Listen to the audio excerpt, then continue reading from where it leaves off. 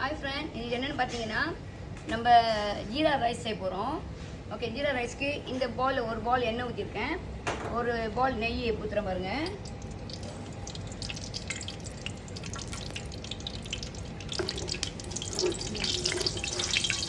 பார்த்தீங்கன்னா நம்ம 2 பிரியாணி இலை போடுறோம், ஒரு பட்டை, ஒரு 2 ஏலக்காய், ஒரு 4 பூ போடுறோம்.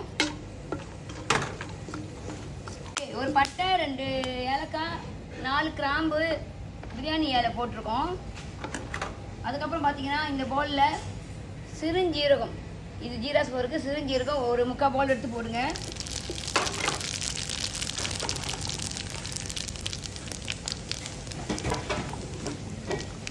நம்ம தாளிச்ச ஜீரகத்தை நம்ம இதில் ஊற்றலாம். நான் பார்த்தீங்கன்னா மல்லித்தழை எடுத்து நல்லா பொடிசாக வெட்டிட்டு அதில் போடுங்க. கொஞ்சம் கூடயே போடுறேன் பாருங்கள், எவ்வளோ மல்லித்தழை போடுறேன் பாருங்கள். இது வந்து அரிசி, இப்போ உங்களுக்கு அளவு சொல்கிறேன். பாருங்கள், இந்த கரண்டியில் ஒரு கரண்டி உப்பு போடுங்க. இது 2.5 கோல அரிசிக்கு, பசுமதி பிரியாணி அரிசி. நான் பார்த்தீங்கன்னா இந்த கவலை வந்து நாங்கள் பெரிய குக்கருக்கு பாய்க்கிறோம். இதில் 2.5 கோல அரிசி எடுத்திருக்கேன், பசுமதி பிரியாணி ரைஸ் எடுத்திருக்கேன். அது தண்ணி பார்த்தீங்கன்னா இதில் 2.5 கோலை ஊற்றிருக்கேன்.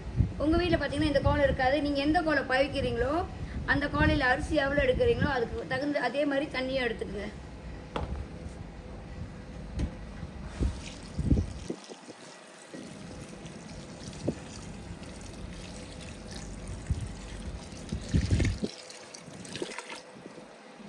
ஓகே ஃப்ரெண்ட், நம்ம மூடி போட்டுட்டு குக்கரை தட்டி விட்டுருவோம். ஓகே ஃப்ரெண்ட், பார்த்தீங்கன்னா 15 நிமிஷம் ஆச்சு. சோறு நல்லா வந்துச்சு பாருங்கள். இது பார்த்தீங்களா பிரியாணி அரிசியில் இது ஜீரா ரைஸ் செஞ்சிங்கன்னா வீட்டில் உங்களுக்கு கறி எதுவும் வேண்டாம் ஃப்ரெண்ட். இப்போ நம்ம ஒரு காளான் செஞ்சோம்ல, அந்த காளான் செஞ்சோன்னு சைவ காளான் ஒன்று நம்ம செஞ்சுருக்கேன்.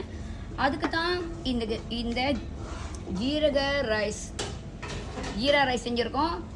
இது சாப்பிட்டு பாருங்கள். கறி இல்லாமல் வெறும் ஏதாவது சம்பல் கூட சாப்பிடலாம். கோழி சம்பளா, ஆடு பெரட்டலா, இல்லை வெஜிடேரியன் தவு சம்பளா, இல்லை காளா மசாலாவா, அந்த மாதிரி பாருங்கள்.